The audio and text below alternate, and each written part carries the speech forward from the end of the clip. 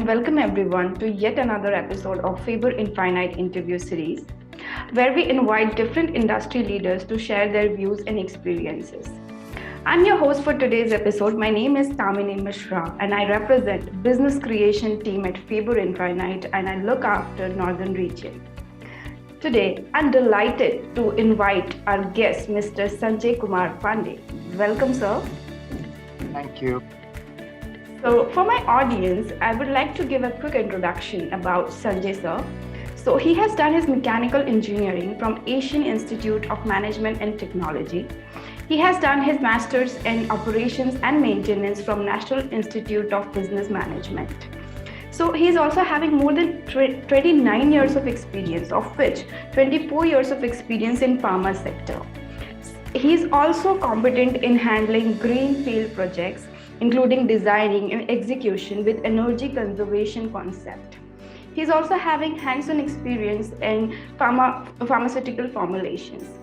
So with this whole huge experience, tenure of experience you have, here comes my first question, sir.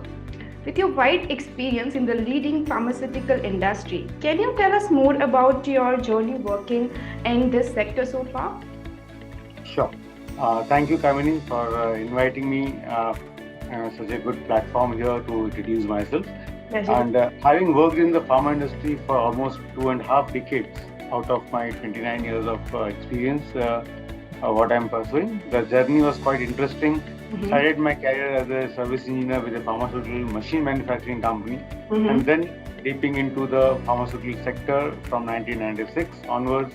And with not only that, at starting my pharma journey in 1996, understanding the complete process of pharma industry, including the formulation coming up,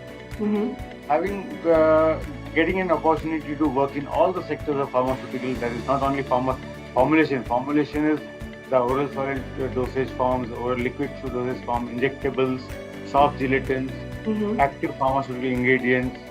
And then also, and continuing to my experience on that, I had been working on herbal extraction, herbal formulations as well, and with the latest technology of supercritical fluid extraction. So this is the journey towards, so step by step I had learned all this innovative things coming up, trying to put in all my technological inputs, what I have learned from the industries, which are also a partner to the success of the pharma industry. Right, so very well said, and that's great. So with this, I have also read, and as you mentioned earlier, as I mentioned in the introduction, you have competence in greenfield projects. So that I can say we understand you have instrumental in setting up world-class energy efficient facilities. So we would love to know about your approaches for the same. Yeah. Sure, Kamini. Regarding the approaches, what I take it in the design is, number one is the understanding of the process, how the process, what kind of process is there, what are the raw materials involved into it, and what are the requirements which needs to be elaborated into the design factor. So from the site conditions, how we approach onto the system is basically whatever the requirement in the process. Suppose if I want to go with the design aspect, the power consumption factors, because main core idea for me designing the facility is with respect to the energy conservation. Right. With respect to the uniflow process, where the process is designed in a fashion which is required for the industry. Right. In pharmaceutical, it is a very important factor that it has to be a uniflow system of design which needs to be considered. Plus the energy, because energy conservation, why it is required is it consumes almost 45% of the energy which is then by the utilities only. So pharmaceutical machineries are different. That is a step to process what. So energy recovery I designed with the basis of the boiler condensate recovery. Then chillers, selecting the right chillers for the industry, where nowadays the latest magnetic chillers have come into in the scenario, and they are the best efficient chillers available in the market at this moment of time, which has reduced the power consumption by almost 50% of it. So, and that also designing the water systems also with the recycling and the wastage of water which is required to be reduced. So whatever the wastewater is there, that is sent to the effluent treatment plant, and even from the effluent treatment plant, I am taking out the water which can be reused into the system, such as cooling towers or the boiler feed water. So that gives me a better conservation of energy on this part. So this is how I introduce the facilitation of the things with respect to the energy conservation on my projects. Great, sir. I mean, today's scenario actually requires such kind of, recycling and energy conservation kind of a thing. So, with this, like you have experience across countries. So, what is your take in Indian pharmaceutical market? And if you can elaborate on future initiatives in contributing here, especially during if I talk about pandemic situation. So, what is your take onto that?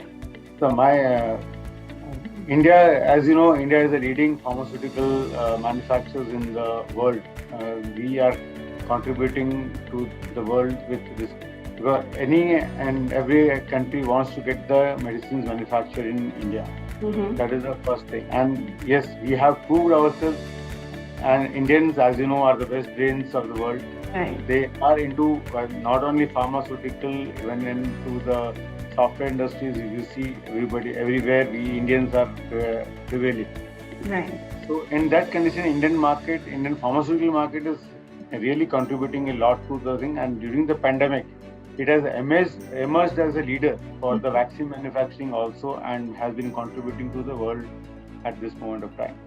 And our industry, though we had a lot of challenges coming up with slowdowns and all those things, but but the contribution what we have made during the pandemic time and as a pharmaceutical industry is really great.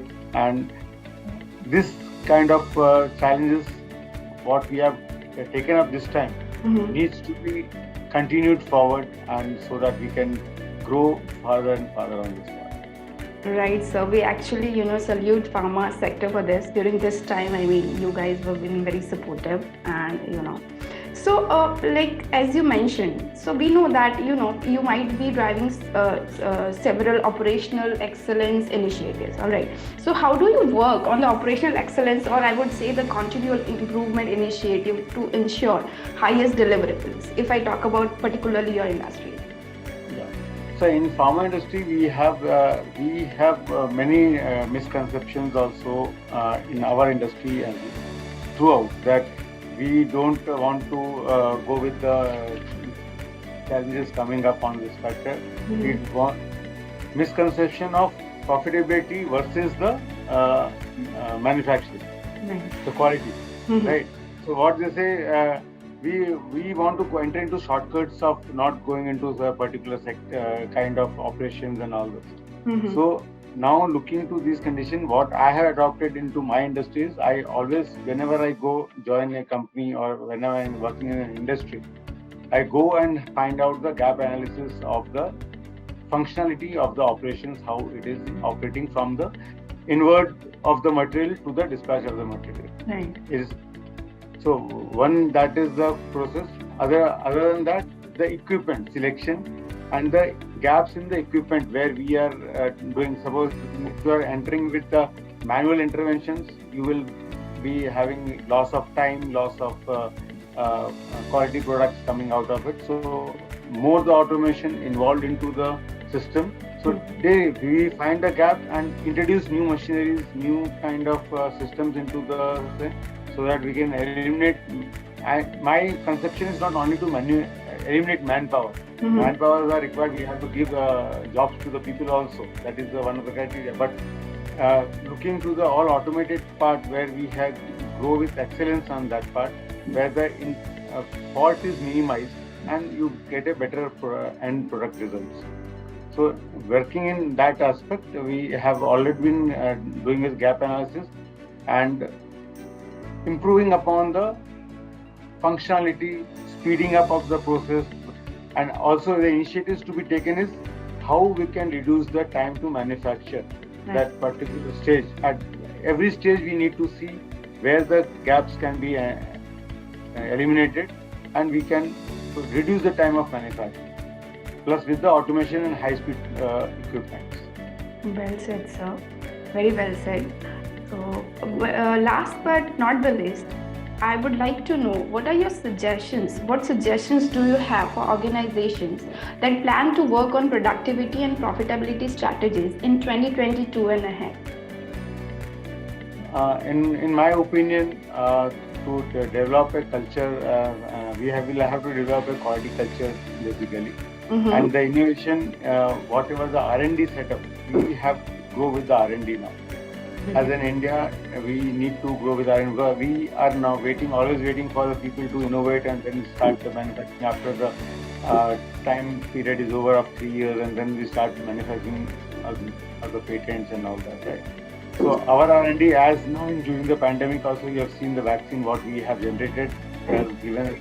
So similarly for all the products and the dependency upon, and China is a major player giving a competition to us where we require to do it. So in my opinion, we should develop our in-house technologies to produce the APIs, whatever are there. Plus the compliances, what we do should be much better as compared to what China is giving to us. So my suggestion is always with respect to we should always focus on a high grade quality facility coming up. And we should not compare that it is domestic or it is exports or whatsoever things are. We have only one that it is for human, whether it is in India domestic or it is for exports. We have to go with a design which gives the facility and uniform standards of operation. Right. Plus, compliance is never costly. Compliance, whenever you are doing any compliances, it is giving you a better quality, and if you are complying to it, you will never face any problem as such. Right, so very well said. We should be, independent in terms of every facility. Right. So yeah, we are with this. We are now at the end of this session. So I would like to thank you on behalf of my Faber team and my audiences. Thank you so much, sir, for sparing your valuable time and sharing insight about the industries and your experiences. Surely this is going to add value to my viewers' understanding. And of course, thank you all, and see you in the next episode of Faber Infinite interview series. Till then, stay tuned and take care. Thank you very much. Thank you, sir.